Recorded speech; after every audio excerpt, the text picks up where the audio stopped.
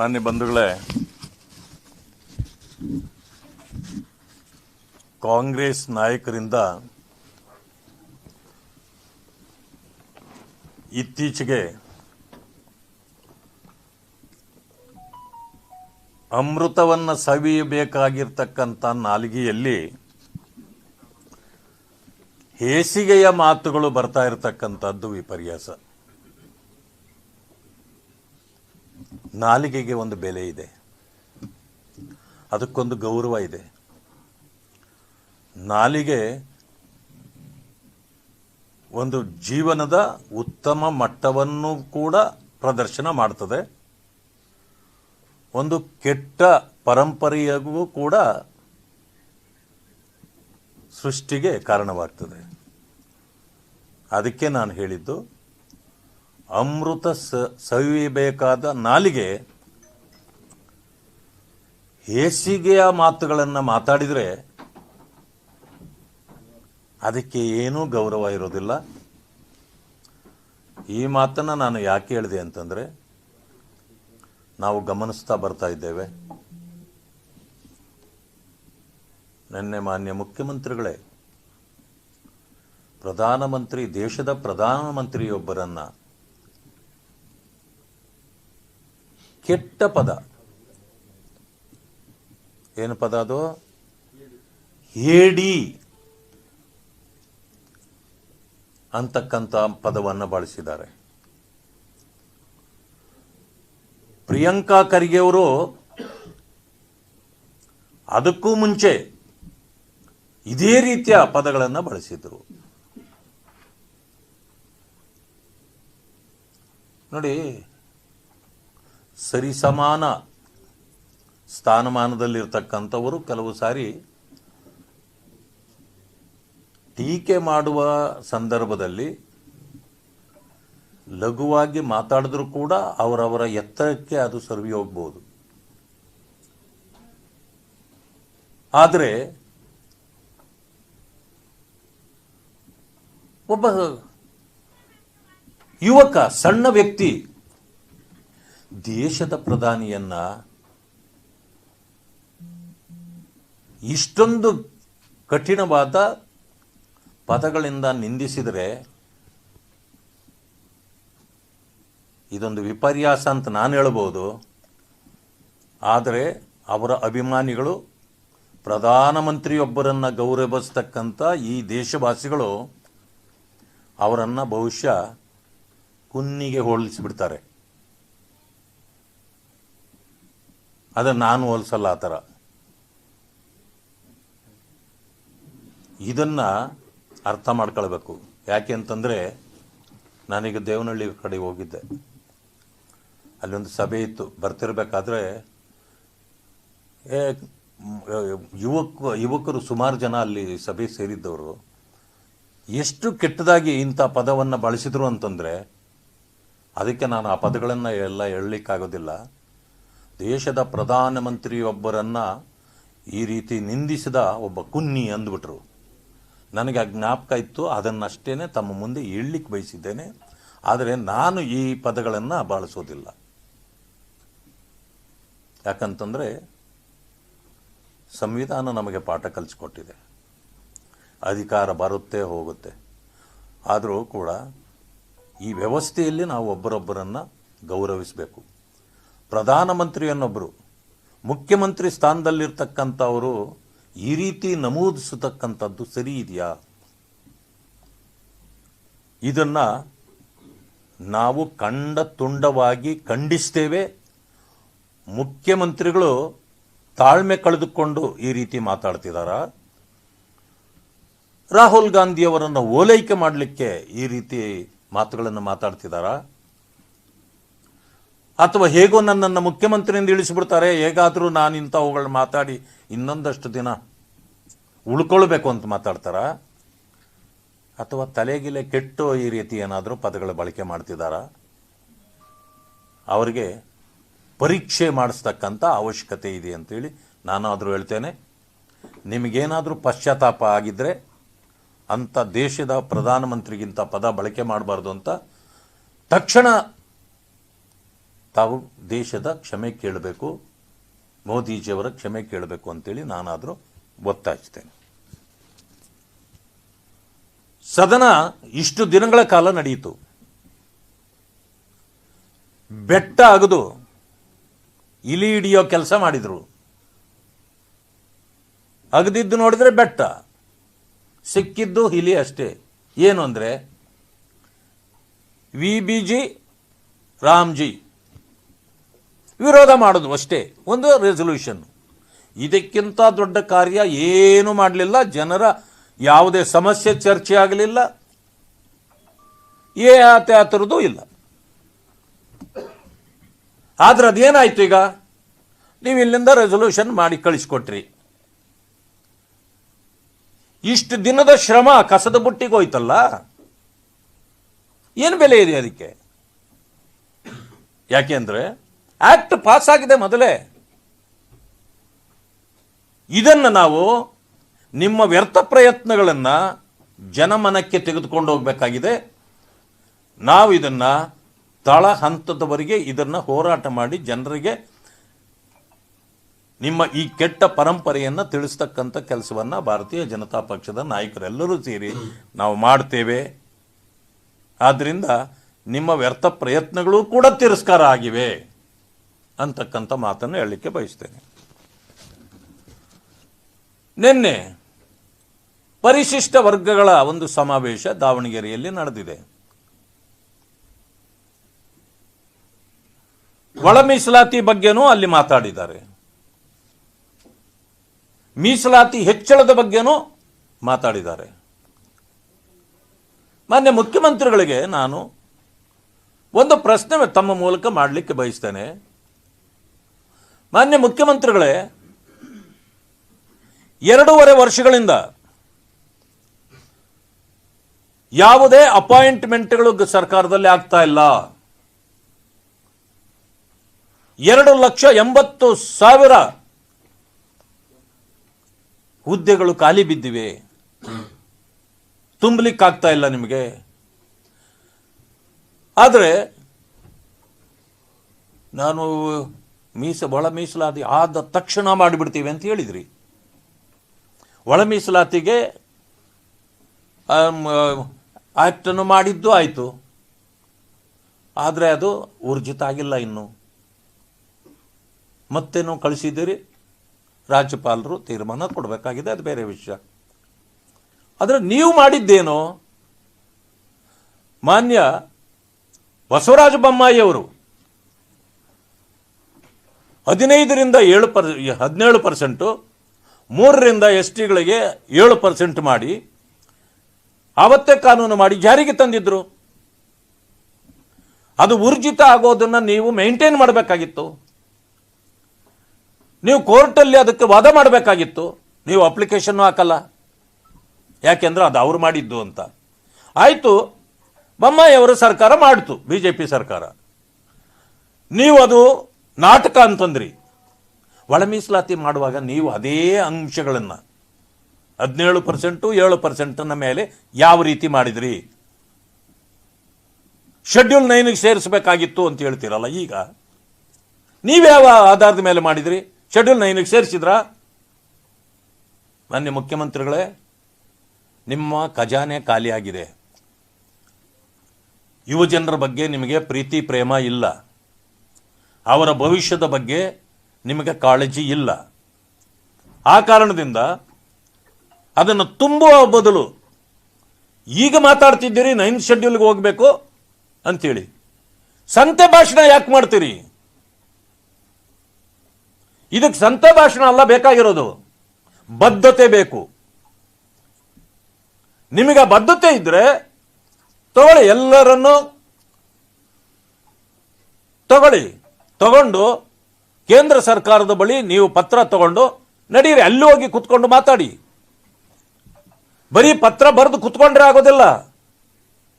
ತಾನಾಗೆ ಪತ್ರಕ್ಕೆ ಚಾಲನೆ ಸಿಗೋದಿಲ್ಲ, ಅದಕ್ಕೇನು ಚಕ್ರ ಇರೋದಿಲ್ಲ.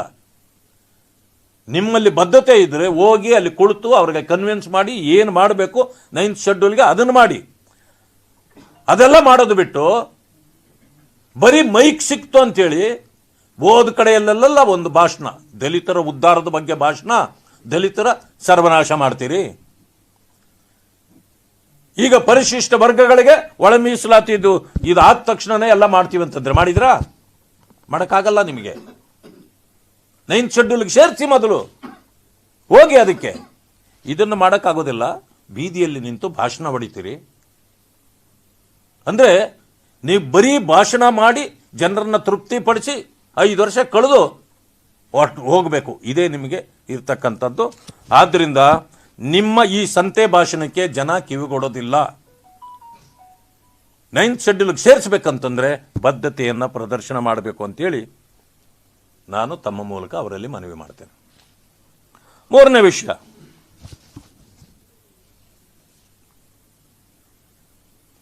ಇತ್ತೀಚೆಗೆ ನೋಡ್ತಾ ಇದ್ದೀವಿ,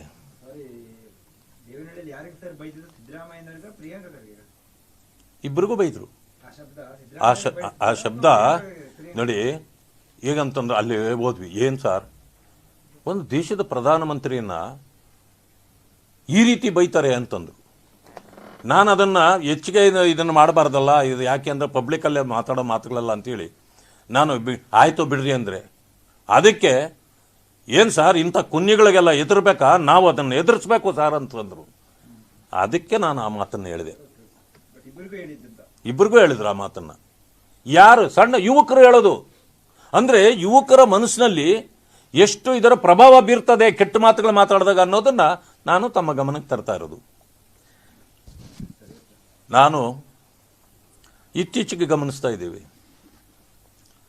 ತಿಮ್ಮಾಪುರ 25 ಲಕ್ಷ ಕರೆನ್ಸಿ ಸಿಕ್ತು ಅವರ ಡಿಪಾರ್ಟ್ಮೆಂಟಲ್ಲಿ, ಅವ್ರ ಹತ್ರ ಅಲ್ಲ, ಆಫೀಸರ್ ಹತ್ರ. ಎಲ್ಲೇ ಹೋದ್ರೂ ಲಕ್ಷ ಇದು ಕರೆನ್ಸಿ ಸಿಗ್ತಾ ಇದೆ. ಪಾಪ ಅಷ್ಟು ಸಿಕ್ಕಿದ್ರೆ ಅದು ಒತ್ಕೊಂಡು ಓಡಾಡೋದು ಕಷ್ಟ. ಅದಕ್ಕೆ ಮೋಸ್ಟ್ಲಿ ಸರ್ಕಾರ ಒಂದು ತೀರ್ಮಾನಕ್ಕೆ ಬಂದ್ಬಿಟ್ಟಿದೆ. ಈಗ ಇನ್ನು ಮುಂದೆ corruption not on currency, corruption not in currency. ಇನ್ಮೇಲೆ corruption only on gold biscuits, gold ಬಂಗಾರದ ಭ್ರಷ್ಟಾಚಾರ ಇನ್ಮೇಲೆ. ಯಾಕಂದ್ರೆ ಕರೆನ್ಸಿಗಳು ಪಾಪ ಒತ್ಕೊಂಡು ಓಡಾಡೋದು ಕಷ್ಟ. ಆಮೇಲೆ ಇಟ್ಟರೆ ತುಂಬಾ ಜಾಗ ಬೇಕಾಗತ್ತೆ, ಮನೆಗಳೆಲ್ಲ ಅಷ್ಟು ಇರೋದಿಲ್ಲ. ಇನ್ಮೇಲೆ ಬಂಗಾರದಿಂದಲೇ ಭ್ರಷ್ಟಾಚಾರ ಮಾಡಿಬಿಟ್ರೆ ಸುಲಭ, ಎಲ್ಲೋ ಒಂದತ್ತ ಇಟ್ಕೋಬಹುದು ಆರಾಮಾಗಿ.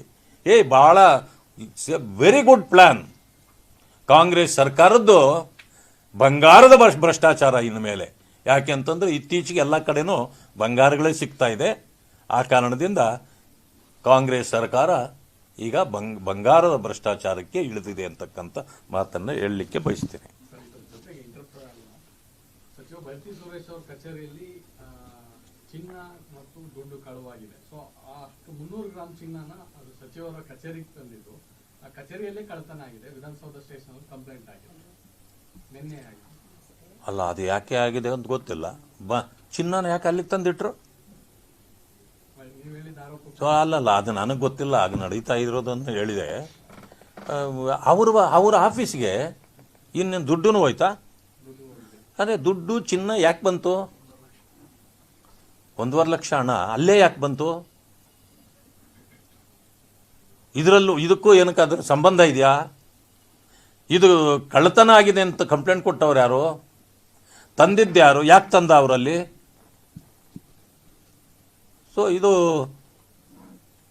ಇನ್ವೆಸ್ಟಿಗೇಷನ್ ಇಂದಾನೆ ಗೊತ್ತಾಗಬೇಕದು. ರವಿ ಅವರು ಏನಾದ್ರು ಮಾತಾಡ್ತಾರೆ?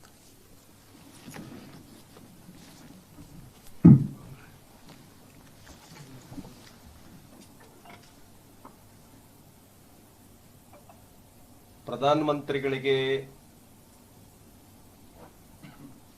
ಕಾಂಗ್ರೆಸ್ ಪಾರ್ಟಿಯ ಸರ್ಕಾರ, ಮುಖ್ಯಮಂತ್ರಿಗಳು ಹೇಳಿ ಅಂತ ಕರೆದಿರ್ತಕ್ಕಂಥದ್ದು ಅತ್ಯಂತ ನಾಚಿಕೆಗೇಡಿನ ಸಂಗತಿ. ಆ ಶಬ್ದವೇ ನರೇಂದ್ರ ಮೋದಿಜಿಯವ್ರಿಗೆ ಅನ್ವಯಿಸೋದಿಲ್ಲ. ಯಾಕೆ ಅಂತ ಹೇಳಿದ್ರೆ, UPA ಗವರ್ಮೆಂಟ್ ಇದ್ದಂತ ಸಂದರ್ಭದಲ್ಲಿ ಎಂತೆಂತಹ ಸಮಸ್ಯೆಗಳನ್ನ ಇವ್ರು ಬಿಟ್ಟೋಗಿದ್ರು ಅನ್ನುವಂಥದ್ದು ಚೆನ್ನಾಗಿ ಗೊತ್ತಿದೆ. ಇಡೀ ದೇಶವೇ ಭ್ರಷ್ಟಾಚಾರದಲ್ಲಿ ಮುಳುಗಿ ಹೋಗಿತ್ತು. ಸೀರೀಸ್ ಆಫ್ ಸ್ಕ್ಯಾಮ್ಸ್, ಅದರೊಳಗಡೆ ಹೆಲಿಕಾಪ್ಟರ್ ಹಗರಣ ಇರ್ಬೋದು, ಆಮೇಲೆ ಕಲ್ಲಿದ್ದಲಿನ ಹಗರಣ ಇರಬಹುದು, ಆಮೇಲೆ ಸ್ಪೋರ್ಟ್ಸ್ ಎಂತದು ಕಾಮನ್ವೆಲ್ತ್ ಗೇಮ್ಸ್ ನ ಹಗರಣ ಇರಬಹುದು. ಈ ತರ ಲಕ್ಷ ಕೋಟಿಗಳ ಭ್ರಷ್ಟಾಚಾರ ದೇಶದಲ್ಲಿ ಮನೆ ಮಾತಾಗಿತ್ತು. 2G ಸ್ಪೆಕ್ಟ್ರಮ್ ಅಂದ್ರೆ ಭ್ರಷ್ಟಾಚಾರ ಬಿಟ್ಟು ಇನ್ನೊಂದು ಮಾತೇ ಇರಲಿಲ್ಲ UPA ಸರ್ಕಾರದಲ್ಲಿ. ಇವತ್ತು ಭ್ರಷ್ಟಾಚಾರದ ಶಬ್ದವೇ ಇಲ್ಲ. ಇದನ್ನ ಯಾರು ಮಾಡಿದ್ರು ಇಂಥ ಒಂದು ಸಾಹಸದ ಕೆಲಸವನ್ನ? ಸ್ವಲ್ಪ ಸಿದ್ದರಾಮಯ್ಯ ಅವರು 1 ಗಂಟೆ ಶಾಂತವಾಗಿ ಕೂತ್ಕೊಂಡು ಇವತ್ತು ನಿಮ್ ಸರ್ಕಾರನ ಏನಂತ ಕರೀತಾ ಇದ್ದಾರೆ, ಮೋದಿ ಸರ್ಕಾರವನ್ನ ಏನಂತ ಕರೀತಾ ಇದ್ದಾರೆ ಅಂತ ಸ್ವಲ್ಪ ಆತ್ಮಾವಲೋಕನ ಮಾಡ್ಕೊಳ್ಳೋದು ಒಳ್ಳೇದು ಅಂತ ನಾನು ಹೇಳ್ತೇನೆ. ಏನು ನಿಮ್ಮ UPA ಸರ್ಕಾರ ಇತ್ತು ಮನಮೋಹನ್ ಸಿಂಗ್ ಅವರ ನೇತೃತ್ವದಲ್ಲಿ, ಅದೇ ಸೇಮ್ ಸರ್ಕಾರ ಇವತ್ತು ಕರ್ನಾಟಕ ರಾಜ್ಯದಲ್ಲಿ ರಿಪೀಟ್ ಆಗಿದೆ. ಇದು ಇವತ್ತೇನ್ ಕರ್ನಾಟಕ ರಾಜ್ಯದಲ್ಲಿ ಈಗ ವಿಧಾನಸೌಧದಲ್ಲಿ ಗೋಲ್ಡನ್ ಬಿಸ್ಕೆಟ್ ಸಿಕ್ತು, 300 ಗ್ರಾಮ್ ಬಂಗಾರ ಸಿಕ್ತು, ಲಕ್ಷಾಂತರ ರೂಪಾಯಿ ಹಣ ಸಿಕ್ತು. ಇದನ್ನ ಯಾರು ಮಾಡ್ತಕ್ಕಂಥ ಕೆಲಸ? ಇದು ಹೇಡಿಗಳು ಮಾಡ್ತಕ್ಕಂಥದ್ದೇ ಕೆಲಸ. ಇದು ನರೇಂದ್ರ ಮೋದಿ ಸರ್ಕಾರದಲ್ಲಿ ಇದರ ಸುಳಿವೇ ಇಲ್ಲ, ಇದರ ಮಾತೇ ಇಲ್ಲ. ಹಾಗಾಗಿ ನರೇಂದ್ರ ಮೋದಿಜಿ ಸರ್ಕಾರದ ಬಗ್ಗೆ, ನರೇಂದ್ರ ಮೋದಿಜಿಯವರ ಬಗ್ಗೆ ಮಾತಾಡ್ಬೇಕಾದ್ರೆ 10 ಸಾರಿ ಆತ್ಮಾವಲೋಕನವನ್ನ ಮಾಡಿಕೊಂಡು ಮಾತಾಡೋದು ಒಳ್ಳೇದು ಅಂತ ಹೇಳಿ ಮಾನ್ಯ ಸಿದ್ದರಾಮಯ್ಯ ಅವರಿಗೆ ನಾನು ಹೇಳೋದಕ್ಕೆ ಬಯಸ್ತೇನೆ. ಯಾಕೆಂದ್ರೆ ಮಾನ್ಯ ನರೇಂದ್ರ ಮೋದಿಜಿಯವರ ವ್ಯಕ್ತಿತ್ವ ಎಂತಹದ್ದು, ರಾಹುಲ್ ಗಾಂಧೀಜಿ ಅವರ ವ್ಯಕ್ತಿತ್ವ ಎಂತಹದ್ದು, ಇಲ್ಲಿ ಕರ್ನಾಟಕ ರಾಜ್ಯದಲ್ಲಿ ಇವತ್ತು ಭ್ರಷ್ಟಾಚಾರ ಮಿತಿಮೀರಿ ಮನೆಗೆ ಹಾಸುಹೊಕ್ಕಾಗಿರ್ತಕ್ಕಂಥ ಸರ್ಕಾರದ ನೇತೃತ್ವವನ್ನು ವಹಿಸಿರ್ತಕ್ಕಂಥದ್ದು ಸಿದ್ದರಾಮಯ್ಯ ಅವರದ್ದು ಎಂತ ನೇತೃತ್ವ, ಇದನ್ನೆಲ್ಲವನ್ನು ಕೂಡ ಆತ್ಮಾವಲೋಕನ ಮಾಡಿಕೊಳ್ಬೇಕು ಅಂತ ನಾನು ಹೇಳೋದಕ್ಕೆ ಬಯಸ್ತೇನೆ. ಇನ್ನೊಂದೆರಡು ಮಾತು ಭ್ರಷ್ಟಾಚಾರದ ಬಗ್ಗೆನೆ ಹೇಳೋದಾದ್ರೆ, ಪದೇ ಹೇಳ್ತಾ ಇದ್ರು ಸಿದ್ದರಾಮಯ್ಯ ಅವರು, ಏನಂತ, ಪ್ರೂಫ್ ಕೊಡಿ ಅಂತ. ನಮ್ಮ ಬಿಜೆಪಿ ಸರ್ಕಾರ ಇದ್ದಂತ ಸಂದರ್ಭದಲ್ಲಿ ಕೆಂಪಯ್ಯ ಅವರು ಪ್ರಧಾನ ಮಂತ್ರಿಗಳಿಗೆ ಪತ್ರ ಬರೆದ್ರು ಅನ್ನೋ ಕಾರಣಕ್ಕೋಸ್ಕರ ಇದಕ್ಕಿಂತ ಪ್ರೂಫ್ ಬೇಕಾ ನಿಮ್ಮ ಸರ್ಕಾರದ ಭ್ರಷ್ಟಾಚಾರಕ್ಕೆ ಅಂತ ಕೇಳಿದ್ರು. ಈಗ ಈ ವೈನ್ ಮರ್ಚೆಂಟ್ಸ್ ಅಸೋಸಿಯೇಷನ್ ಅವರು ಕಂಪ್ಲೇಂಟ್ ಕೊಟ್ಟಿದ್ದಾರೆ, ಆಮೇಲೆ ಕಾಂಟ್ರಾಕ್ಟರ್ಸ್ ಅಸೋಸಿಯೇಷನ್ ಅವರು ಕಂಪ್ಲೇಂಟ್ ಕೊಟ್ಟಿದ್ದಾರೆ, ಆಮೇಲೆ CAG ರಿಪೋರ್ಟ್ಗಳು ಬಂದಿದೆ ಲೇಬರ್ ಡಿಪಾರ್ಟ್ಮೆಂಟ್ ಅಲ್ಲಿ ಮತ್ತು ಬೇರೆ ಡಿಪಾರ್ಟ್ಮೆಂಟ್ ಗಳಿಗೆ ಸಂಬಂಧಪಟ್ಟಂತೆ. ಈಗ ಗೋಲ್ಡ್ ಸಿಗ್ತಾ ಇದೆ, ಹಣ ಸಿಗ್ತಾ ಇದೆ, ಲೈಸೆನ್ಸ್ಗೆ ರಾಜಾರೋಷವಾಗಿ ಒಂದು ಲೈಸೆನ್ಸ್ಗೆ ಇಷ್ಟು ಅಂತ ಮಾರಾಟ ಆಗ್ತಾ ಇದೆ. ಇದು ಇಂಥವೆಲ್ಲ ಯಾವ ಸರ್ಕಾರದಲ್ಲಿ ನಡೆಯಕ್ಕೆ ಸಾಧ್ಯ ಅಂತ ಹೇಳಿದ್ರೆ, ಇದು ಹೇಡಿಗಳ ಸರ್ಕಾರದಲ್ಲಿ ನಡೆಯೋದಕ್ಕೆ ಸಾಧ್ಯ ಇದೆ. ಭ್ರಷ್ಟಾಚಾರ ಎಲ್ಲಿ ಇರುತ್ತೆ ಅಂತ ಹೇಳಿದ್ರೆ, ಹೇಡಿಗಳು ಯಾರು ನೇತೃತ್ವ ವಹಿಸಿರ್ತಾರಲ್ಲ ಅಂಥವರಲ್ಲಿ ಮಾತ್ರ ಇದು ನಡೆಯೋದಕ್ಕೆ ಸಾಧ್ಯ ಇದೆ. ಹಾಗಾಗಿ ಆವಾಗ ಹೇಡಿ ಸರ್ಕಾರ ಇತ್ತು ಮನಮೋಹನ್ ಸಿಂಗ್ ಅವರ ನೇತೃತ್ವದಲ್ಲಿ, ಭ್ರಷ್ಟಾಚಾರ ವ್ಯಾಪಕವಾಗಿತ್ತು. ಮತ್ತು ಅದೇ ಹೇಡಿ ಸರ್ಕಾರ ಕರ್ನಾಟಕ ರಾಜ್ಯದಲ್ಲಿ ಬಂದಿದೆ. ಇದನ್ನು ತಡೆಗಟ್ಟವ್ರು ಯಾರಪ್ಪ ಅಂತ ಹೇಳಿದ್ರೆ, ಹೇಡಿಗಳು ಅಲ್ಲದೆ ಇರ್ತಕ್ಕಂಥವ್ರು, ನರೇಂದ್ರ ಮೋದಿಜಿ ತರದ ನಾಯಕತ್ವವನ್ನು ಹೊಂದಿರತಕ್ಕಂಥವ್ರು ಮಾತ್ರ ಭ್ರಷ್ಟಾಚಾರವನ್ನ ತಡಿಬಲ್ಲರು. ಆ ಕೆಲಸವನ್ನ ನರೇಂದ್ರ ಮೋದಿಜಿಯವರು ಮಾಡಿದ್ದಾರೆ. ಅವರ ಬಗ್ಗೆ ಈ ತರ ಮಾತಾಡಿರ್ತಕ್ಕಂಥದ್ದು ಅತ್ಯಂತ ಖಂಡನೀಯ ಅಂತ ಹೇಳಿ ನಾನು ಹೇಳೋದಕ್ಕೆ ಬಯಸ್ತೇನೆ. ಇನ್ನೊಂದು ವಿಷಯ ಅಂತ ಹೇಳಿದ್ರೆ, VBG ರಾಮ್ಜಿ ಬಿಲ್ ಅನ್ನ ಇವರು ವಾಪಸ್ ಕಳಿಸಿದ್ದಾರೆ. ನಿರ್ಣಯವನ್ನ ಮಾಡಿ ಇದನ್ನ ನಾವು ಖಂಡಿಸ್ತೇವೆ ಅಂತ ಹೇಳಿ ದೆಹಲಿಗೆ ವಾಪಸ್ ಕಳಿಸಿದ್ದಾರೆ. ಯಾಕೆ ವಾಪಸ್ ಕಳಿಸಿದ್ರಿ? 100 ದಿನ ಇದ್ದನ್ನ 125 ದಿನ ಮಾಡಿದ್ವಿ ಅನ್ನೋ ಕಾರಣಕ್ಕೋಸ್ಕರನ? ನಿಮಗಿಂತ 25 ದಿನ ಜಾಸ್ತಿ ಉದ್ಯೋಗ ಕೊಡ್ತಾ ಇದೀವಿ. ನಿಮ್ ಕಾಲದಲ್ಲಿ 174 ರೂಪಾಯಿ ಇತ್ತು UPA ಗವರ್ಮೆಂಟ್ ಇದ್ದಂತ ಸಂದರ್ಭದಲ್ಲಿ ಕೂಲಿ. ಈಗ 370 ರೂಪಾಯಿ ಆಗಿದೆ ಕೂಲಿ. ಅದಕ್ಕೆ ವಾಪಸ್ ಕಳಿಸಿದ್ರ? 2007ರಲ್ಲಿ ನಿಮ್ಮ ಸರ್ಕಾರದಲ್ಲಿ UPA ಸರ್ಕಾರದಲ್ಲಿ 11,300 ಕೋಟಿ ರೂಪಾಯಿ ಇಡೀ ದೇಶಕ್ಕೆ ಕೊಡ್ತಿದ್ದಿದ್ದು. ಈಗ ಇಡೀ ದೇಶಕ್ಕೆ 26-27ರಲ್ಲಿ ಈಗ 95,000 ಕೋಟಿ ಹಣವನ್ನ ಇದಕ್ಕೆ VBG ರಾಮ್ಜಿಗೆ ತೆಗೆದಿಟ್ಟಿದ್ದಾರೆ. ಅದಕ್ಕೆ ವಾಪಸ್ ಕಳಿಸಿದ್ರ? ಈ ತರ VBG ರಾಮ್ಜಿ ಇದನ್ನ ವಾಪಸ್ ಕಳಿಸಿರ್ತಕ್ಕಂಥದ್ದು ಇದು ಕರ್ನಾಟಕ ರಾಜ್ಯದ ಕೂಲಿ ಕಾರ್ಮಿಕರಿಗೆ ಮಾಡಿರ್ತಕ್ಕಂಥ ದ್ರೋಹ. ಕರ್ನಾಟಕ ರಾಜ್ಯದ SC ST OBC ಮತ್ತು ಬಡವರಿಗೆ ಮಾಡಿರ್ತಕ್ಕಂಥ ದ್ರೋಹ ಅನ್ನೋದನ್ನ ಮಾನ್ಯ ಸಿದ್ದರಾಮಯ್ಯ ಅವರು ಮನಗಾಣಬೇಕು ಅಂತ ಹೇಳಿ ಈ ಸಂದರ್ಭದಲ್ಲಿ ನಾನು ಹೇಳೋದಕ್ಕೆ ಬಯಸಿದ್ದೇನೆ. ಸರ್, 4 ನಿಗಮಗಳದ್ದು 2,400 ಕೋಟಿ ಬಾಕಿ ಬರಬೇಕು ಸರ್ಕಾರದಿಂದ ನಿಗಮಗಳಿಗೆ ಮಾಡಿ. ಆ ನಿಗಮಗಳಿಗೆ ನಾವೀಗಾಗಲೇ ಮಾತಾಡಿದ್ದೀವಿ ಅನೇಕ ಇದರಲ್ಲಿ. ಪರಿಶಿಷ್ಟ ಜಾತಿ ವರ್ಗಗಳಿಗೆ 42,000 ಕೋಟಿ SC PTSP ಹಣ ಕೊಟ್ಟಿದ್ದೇವೆ ಅಂತ ಹೇಳಿದ್ದಾರೆ. ನಾನು ಪದೇ ಪದೇ ಹೇಳಿದ್ದೇನೆ, ಎಲ್ಲ ಮಿನಿಸ್ಟೇರಿಯಲ್ ಹೆಡ್ಸ್